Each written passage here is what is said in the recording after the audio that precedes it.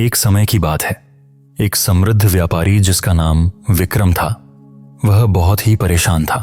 वह भले ही अपने जीवन में हर चीज का मालिक था, बड़े बड़े महल, सोने चांदी की संपत्ति और धन दौलत की कोई कमी नहीं थी, लेकिन उसे एक समस्या ने खा लिया था और वह थी नींद की समस्या।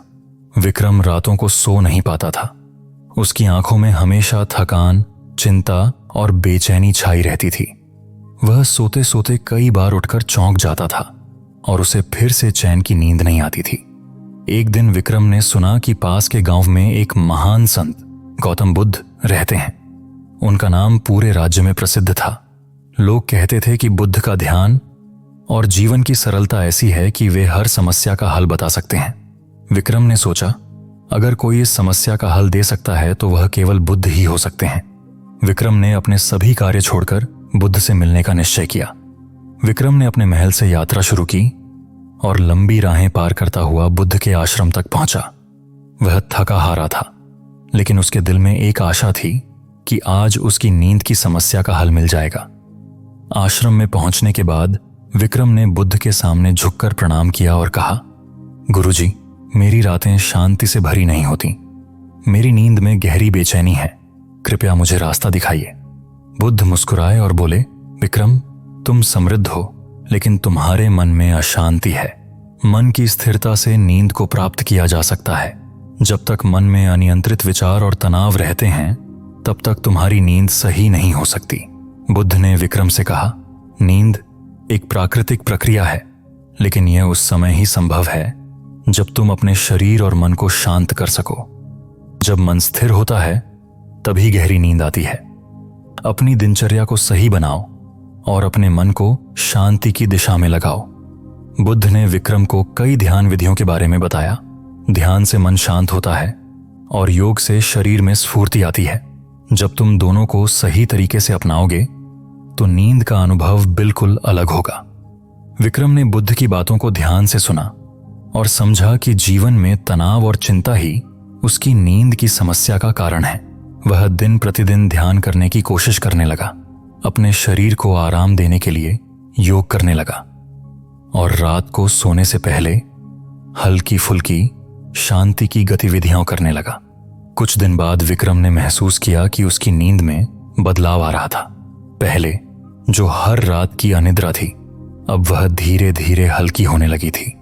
वह रात को सोने से पहले कुछ देर ध्यान करता और फिर अपने श्वासों पर ध्यान केंद्रित करता।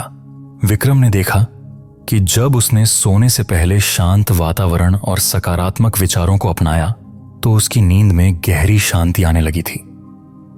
उसकी आंखों की थकान और तनाव कम हो गए थे। धीरे धीरे विक्रम की जीवन शैली में परिवर्तन आ गया। अब वह ध्यान और योग के माध्यम से न केवल अपनी नींद को सुधार रहा था, बल्कि अपने जीवन की दिशा को भी बदल रहा था। उसकी चिंताएं और तनाव कम हो गए थे और अब वह हर दिन को शांति और संतोष के साथ जीता था। विक्रम ने बुद्ध से फिर पूछा, गुरुजी, आपने मुझे जो रास्ता दिखाया उससे मेरी नींद में सुधार आया है, लेकिन क्या और कुछ और तकनीकें हैं जिन्हें मुझे अपनाना चाहिए? बुद्ध ने मुस्कुराते हुए कहा, नींद के लिए सही वातावरण और आदतें भी बहुत महत्वपूर्ण हैं। सोने से पहले अपने कमरे को अंधेरे और शांत रखें। मोबाइल और अन्य उपकरणों से दूरी बनाएं। एक निश्चित समय पर सोने की आदत डालें। इन सभी चीजों से तुम्हें शांति मिलेगी। ध्यान रखना कि एक निश्चित दिनचर्या और सही समय पर नींद लेना बेहद जरूरी है। विक्रम ने बुद्ध के उपदेशों को पूरी तरह से अपनाया। वह अपनी दिनचर्या को सही तरीके से सजाता, योग करता, ध्यान करता और अपने शयन कक्ष को शांत और आरामदायक बनाता।